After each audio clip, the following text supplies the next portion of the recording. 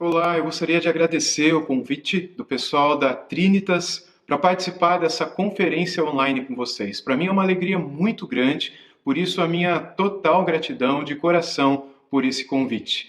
E eu quero, de um modo muito especial, falar com vocês a respeito da alegria no sofrimento. E para falar sobre esse tema, pensar justamente na vida dos apóstolos de Cristo no comecinho da história da igreja, em um momento quando eles foram presos, injustiçados e passaram por toda sorte de tipos de sofrimentos que vocês possam imaginar. Sofrimentos físicos, sofrimentos emocionais, sofrimentos espirituais também. Você pode imaginar diversas coisas que aconteceram com eles fisicamente, emocionalmente, juridicamente, socialmente, familiarmente, de sofrimentos. E eles não tinham o que fazer, eles se sentiram totalmente impotentes diante de toda aquela situação. E no final, quando nós lemos as palavras, especialmente de um dos apóstolos, um daqueles que estavam sofrendo, Pedro, ele fala da alegria que ele sentiu no coração por causa de tudo aquilo que ele estava passando. Eu gostaria de ler com vocês a passagem que está lá em Atos dos Apóstolos, capítulo 5, a partir do versículo 12, que diz assim: Muitos sinais e prodígios eram feitos entre o povo pelas mãos dos apóstolos, e todos costumavam se reunir de comum acordo no pórtico de Salomão.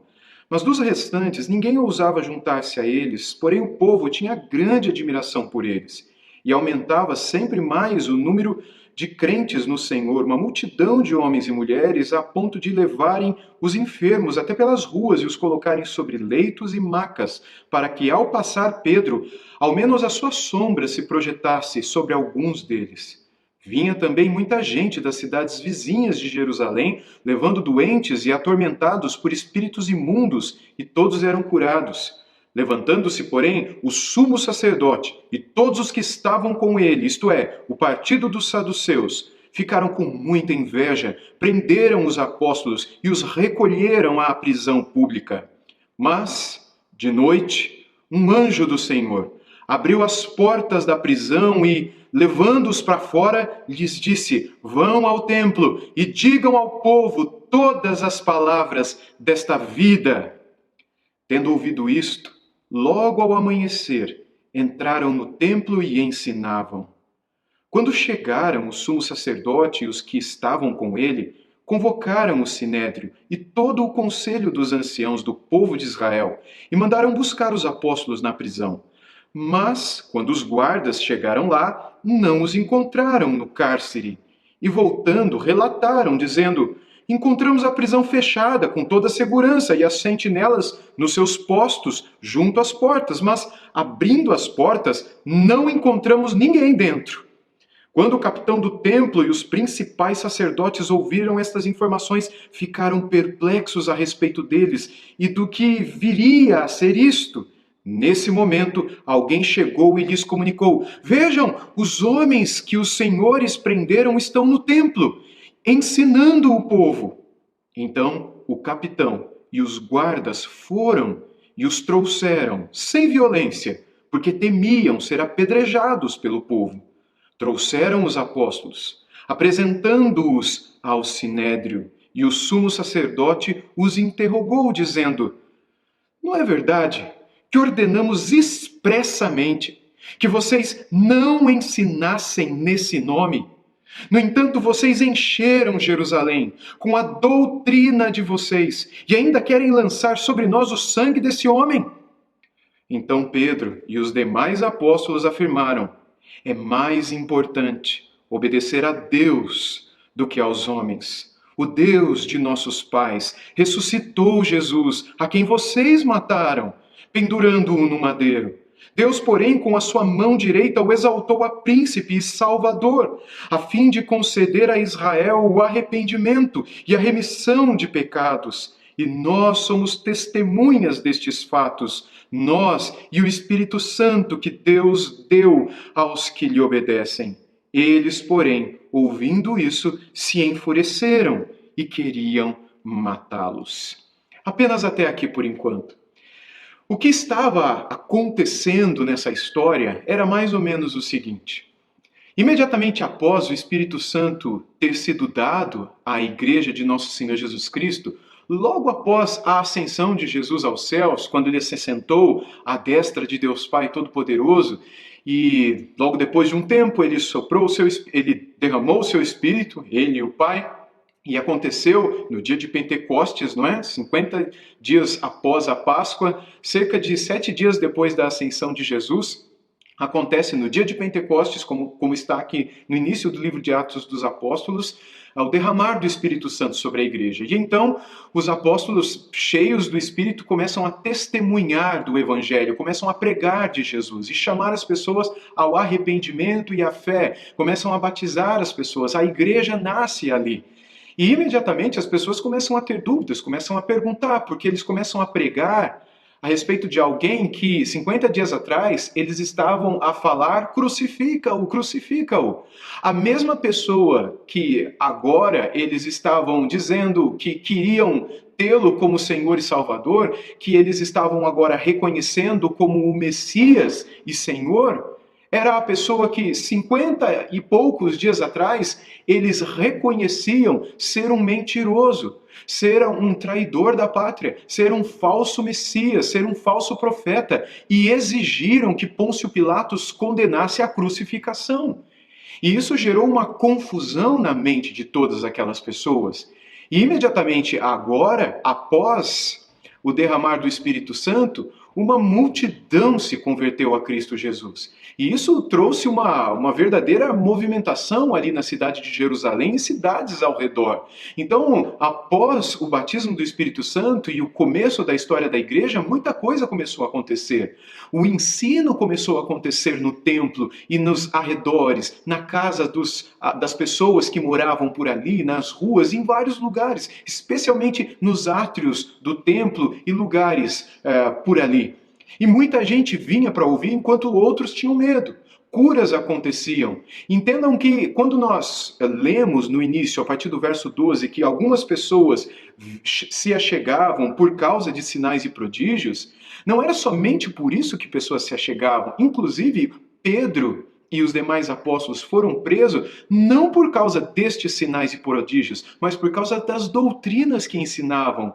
Porque era isto que fazia com que a vida das pessoas se transformasse e a vida das pessoas se unisse a este novo grupo que agora surgia em Jerusalém. As pessoas não estavam se unindo ao cristianismo por serem curadas pela sombra de Pedro, como nós lemos no início desse texto. As pessoas não estavam se tornando seguidoras daquele homem que ressuscitou ao terceiro dia porque elas estavam sendo curadas da sua cegueira. Não, elas estavam se tornando seguidoras de Cristo Jesus porque elas estavam sendo transformadas de pecadoras em pessoas que agora viviam. Um paradoxo estava acontecendo na vida delas, paradoxo sobre o qual o tema desse sermão trata. Como é possível ser feliz na tristeza? O cristianismo é cheio de paradoxos. Como é possível ser feliz quando você está triste? Como é possível ter vida enquanto nós vivemos num mundo de morte? Como é possível ter paz num mundo cheio de guerra? Como é possível ter luz numa sociedade tão sombria? Como é possível ter paz em meio a tanta violência? Como é possível ter saúde e esperança num mundo tão violento e cheio de morte? Esse é o nosso Deus. O nosso Deus é aquele que nos dá aquilo que nada nesse mundo pode nos oferecer. Quando nós olhamos para aquilo que este texto nos apresenta, o que esse texto nos apresenta é a luz do Evangelho, que nos mostra como os apóstolos do nosso Senhor Jesus Cristo sofreram logo no primeiro momento. Eles foram presos, eles estavam pregando e por causa do Evangelho foram presos e no meio da noite um anjo apareceu, alguns apareceram e os libertaram, os apóstolos. E ali no dia seguinte, por causa da ordem desses anjos, a ordem do próprio Deus, eles estavam no dia seguinte pregando novamente, em nome do Senhor Jesus. E agora pregando novamente em nome do Senhor Jesus, no dia seguinte, o sumo sacerdote volta para o seu trabalho, junto com o chefe na verdade, o chefe de vários departamentos e instituições daquilo que funcionava na vida nacional e da cidade também de Jerusalém e da região, daquele tempo, da organização estatal daquela época. Todo mundo volta para o trabalho, o sumo sacerdote quer falar com os apóstolos, não sabemos o que ele queria dizer, o que ele queria falar, se ele iria os soltar, se ele iria os repreender, o que iria acontecer, mas há uma surpresa da parte dos soldados, dos guardas, que quando voltam da prisão, trazem a informação de que ao chegarem, checam de que está tudo vazio, embora tudo muito bem trancado por dentro e por fora. O que aconteceu? Parece que nós prendemos fantasmas, porque eles simplesmente desapareceram de lá de dentro, sem que nada nem ninguém percebesse, inclusive os sentinelas, que durante toda a madrugada permaneceram atentos e vigilantes. Então, chega uma outra pessoa, do nada, enquanto todo mundo está estupefato, todo mundo está louco. O que aconteceu? Chega alguém correndo dizendo, olha, está todo mundo lá no templo. E o Pedro e os demais apóstolos que o Senhor, com todo respeito, seu sumo sacerdote, mandou prender, eles estão lá pregando e ensinando. E aí, então, o chefe da guarda, um tipo de sargento, general, alguma coisa assim, vai lá e os traz com todo cuidado, sem violência, não porque ele não queria dar uma surra, porque na verdade a vontade era essa, mas o próprio texto bíblico diz que ele não faz nada e traz de boa porque ele tinha medo do povo, porque o povo estava amando Pedro não, as palavras de Pedro, porque nas palavras saíam luz. Das palavras de Pedro, a vida das pessoas eram iluminadas. Elas passavam a compreender algo que elas nunca haviam compreendido antes, quando ouviam o ensinamento dos escribas, dos saduceus e dos fariseus. Mas agora, a palavra de Deus, pregada pelo apóstolo Pedro e pelos demais apóstolos, lançavam luz sobre a vida delas. Elas se encantavam, mas agora retirando aquela vela, retirando aquele candelabro, se retirado com violência, imagina a tristeza e até mesmo a raiva que isso geraria no coração daquelas pessoas que estavam sendo iluminadas. Era como se alguém que vivesse durante tanto tempo em um quarto escuro, de repente conseguisse uma vela e alguém viesse e tirasse com tanta violência aquela vela. Aquela pessoa faria de tudo para não retirar, para não ter tirada de si aquela vela que lhe foi dada e acesa. Então tiraram com toda a calma, provavelmente falando que não fariam nada, que só queriam conversar com Pedro, e o levaram para o sumo sacerdote. E questionaram Pedro, dizendo, não é verdade que ordenamos expressamente, versículo 28, que vocês não ensinassem nesse nome? No entanto, vocês encheram Jerusalém com a doutrina de vocês e ainda querem lançar sobre nós o sangue desse homem. E Pedro dá a resposta que dá, dizendo, é mais importante obedecer a Deus do que aos homens. Você é autoridade, sim. Você nos disse, sim. Mas há uma autoridade que é maior do que o Senhor. E Ele nos deu outra ordem. E mais importa obedecê-lo do que ao Senhor. E é por isso que nós estamos fazendo o que estamos fazendo. Não é por desrespeito puro e simples. Não é porque nós amamos discordar. Não é porque nós amamos desobedecer e amamos ser rebeldes e termos essa pecha sobre nós. Não, é porque nós amamos a Deus e Ele nos mandou falar.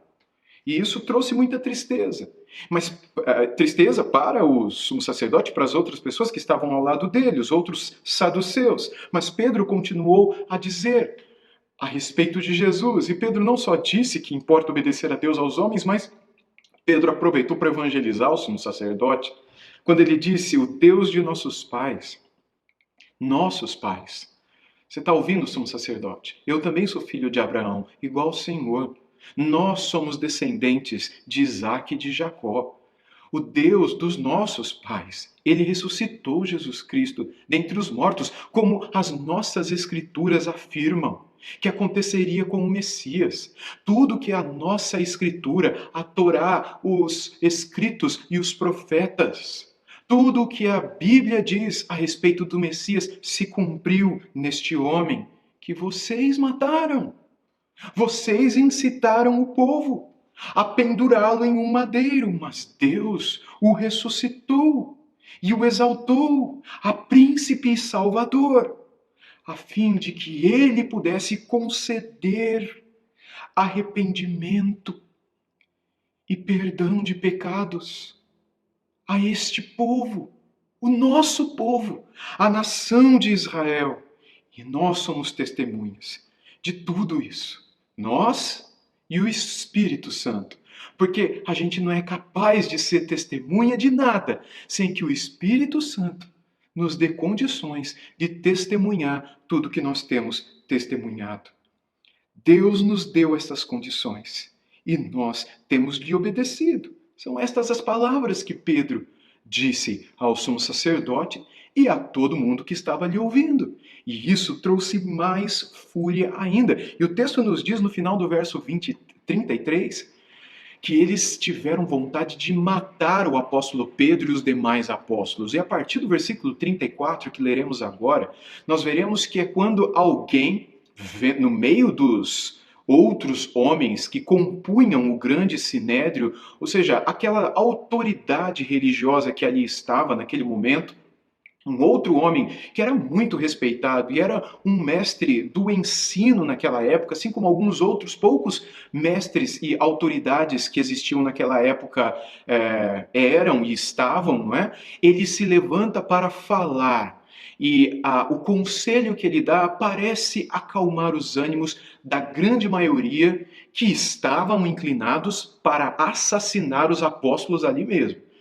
Bem, a partir do verso 34 nós lemos assim: Mas, levantando-se no sinédrio, um fariseu chamado Gamaliel, mestre da lei, respeitado por todo o povo, mandou que os apóstolos fossem levados para fora, por um momento.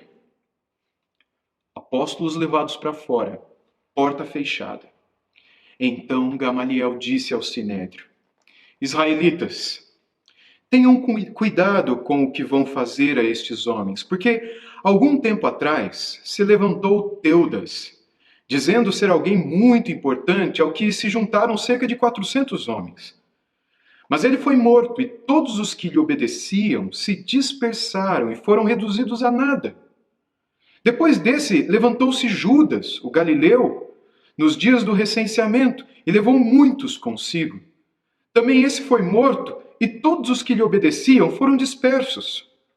Nesse caso de agora, digo a vocês, não faça nada contra esses homens. Deixem que vão embora, porque se esse plano ou esta obra vem de homens, será destruído. Mas, se vem de Deus, vocês não poderão destruí-los, ou correm o risco de estar lutando contra Deus. E os membros do Sinédrio concordaram com Gamaliel. Então chamaram os apóstolos e os açoitaram. E ordenando-lhes que não falassem no nome de Jesus, os soltaram. E eles se retiraram do sinédrio, muito alegres por terem sido considerados dignos de sofrer afrontas por esse nome. E todos os dias, no templo e de casa em casa, não cessavam de ensinar e de pregar que Jesus é o Cristo. Tente imaginar tudo isso acontecendo. Tente se assentar ao lado de Gamaliel e vendo ao seu lado ficando de pé, pedindo a palavra. E Pedro lá no centro, abaixo, no meio daquele lugar. E tente imaginar que Gamaliel pede a palavra ao sumo sacerdote, que lhe concede pelo respeito que aquele homem que está ao seu lado e ficou de pé, o Gamaliel, tem. O sumo sacerdote imediatamente lhe concedeu a palavra. E ele pede para que os apóstolos todos fossem retirados, obviamente guardados pelos soldados, e eles saem. E então Gamaliel faz o discurso que faz. A gente já tem o exemplo. Pessoas que se levantam dizendo que são o que na verdade não são. Isso não dá em nada. Quando eles morrem, ou são mortos, ou são presos, porque não são de Deus, as coisas acabam. O que não é de Deus, o que pretende ser de Deus, se dissipa como o vento. É pura vaidade, é pura arrogância. Essas coisas murcham e caem. Elas têm somente aparência, mas não têm essência. Tem casca, mas não tem miolo. Deixa pra lá, isso daí vai passar. Mas se isso tiver essência, se isso tiver conteúdo, se isso for de Deus, se isso não for apenas aparência, se isso não for apenas aquilo que nós estamos vendo, mas estiver preenchido pelo Espírito Santo de Deus, gente, a gente está lutando contra Deus. Então, eu aconselho a vocês, e você está sentado do lado dele, ouvindo tudo isso. Eu aconselho a vocês que deixem esses homens irem embora, para que vocês não caiam no erro de estarem lutando talvez contra o próprio Deus. E todos ali concordaram com o conselho do sábio Gamaliel, que foi o homem que instruiu um outro homem que naquele tempo estava perseguindo a igreja de Jesus e que viria se converter mais à frente. Um homem chamado Saulo de Tarso. O apóstolo Paulo, que nesse tempo ainda perseguia a igreja de Cristo. Ele era aluno desse tal de Gamaliel. Todos ali concordaram com Gamaliel. E aí então chamaram os apóstolos de volta, os soldados os trouxeram, e o verso 40 diz que algo tão infeliz aconteceu, porque eles não precisaram sofrer aquilo que o texto aqui diz. E a palavra grega, a palavra original que foi grafada por Lucas no texto original aqui escrito, açoite em grego, é a palavra que normalmente é associada na língua grega àquela quarentena, ou aqueles 40, não tem nada a ver com quarentena do coronavírus ou do Covid-19, mas são 40 chibatadas menos uma. Era uma espécie de açoite, de surra, de condenação que era aplicada naquela época, durante o Império Romano, mas não só no Império Romano, em uma pessoa, por algum crime cometido. Era uma espécie de punição. A pessoa, às vezes, depois disso, era mandada para a cadeia, ou às vezes era feito isso para que ela não fosse mandada para a cadeia. Às vezes, mais de uma era aplicada. Era chamada de 40 açoites, mas eram dadas apenas 39. E há muitas explicações para isso, e não é o ponto aqui agora. E parece, pelo uso da palavra que foi usada por Lucas aqui para registrar, que foi justamente isso que eles receberam. 39 chibatadas. E eram vários os instrumentos, muitos deles parecidos com um pedaço de madeira, com várias tiras de couro, e na ponta dessas tiras de couro, alguns instrumentos, alguns deles de pedra, alguns deles de chumbo, alguns deles parecidos com lâminas cortantes, e normalmente a pessoa que recebia essas chibatadas tinha a sua roupa tirada, e isso era dado nas costas, e quando as costas já estavam muito sangrando, e já não sentiam mais, porque a dor era imensa, e já não sentia, virava-se o corpo do outro lado para começar a bater na parte da frente. Não era algo fácil, gente, não era algo fácil. E isso tudo além de toda a pressão psicológica, além de todo o questionamento espiritual. Por que estamos passando pelo que estamos passando se estamos pregando em nome do Senhor? Por que o Senhor não está nos dando livramento? Porque fomos mandados para a cadeia, nós temos filhos, temos esposa, temos família. Nós agora estamos presos, quem vai cuidar da nossa família? Quem vai cuidar dos nossos filhos? Pedro era casado, você lembra que Jesus curou a sogra de Pedro? Quem vai cuidar da nossa família agora? O Senhor deixou que eu fosse preso, eu estou fazendo a obra do Senhor. Quantas vezes você e eu não passamos por isso? E quantos questionamentos não passam pela nossa cabeça? Será que é possível ser feliz no sofrimento? Pedro aqui vai registrar que ele se considerou, não somente Pedro, mas todos os apóstolos, muito alegres por terem sido considerados dignos de sofrerem afrontas por esse nome. Então a gente precisa entender que há uma correlação entre o nome, tem uma correlação entre esse nome e a alegria no sofrimento. Não é possível ser feliz no sofrimento. A menos que você tenha algum problema psiquiátrico, alguma doença de fato mental, em que, por alguma razão, você sente, enfim, Por causa desse sadoquismo, você sente uma espécie de alegria quanto mais batem em você. Isso é um absurdo, isso é algo pecaminoso, inclusive. Você permitir que esse ferir do templo do Espírito Santo, que é o teu corpo, traga algum tipo de alegria para você. Isso é até pecado, você sentir alegria no sofrimento. Não é esse tipo de coisa que a Bíblia está dizendo para você. Mas há uma correlação entre a alegria no sofrimento por causa de um tal nome que está ligado à sua vida. Vamos tentar entender isso, então. Bom, eles apanharam por causa do nome. E eles foram presos por causa do nome. O sofrimento que eles passaram por causa do nome. E a grande questão era, somente eles estavam sofrendo naquela época? Não. Muitas outras pessoas estavam passando sofrimentos naquela época. Que tipo de sofrimento as pessoas estavam passando? De todo tipo. Por causa de Jesus, somente eles. Por causa de Cristo, somente os apóstolos e os discípulos de Cristo. Mas outras pessoas estavam sofrendo e sendo presas e sendo julgadas e sendo, enfim, tratadas pelo Sinédrio e por outros grupos jurídicos da época por outras questões. Mas muitos estavam sofrendo. Muitos estavam passando por julgamentos. Mas nem todos eles tinham a paz e a alegria que os apóstolos tinham. Muitos estavam passando por problemas. Muitos estavam passando por aflições.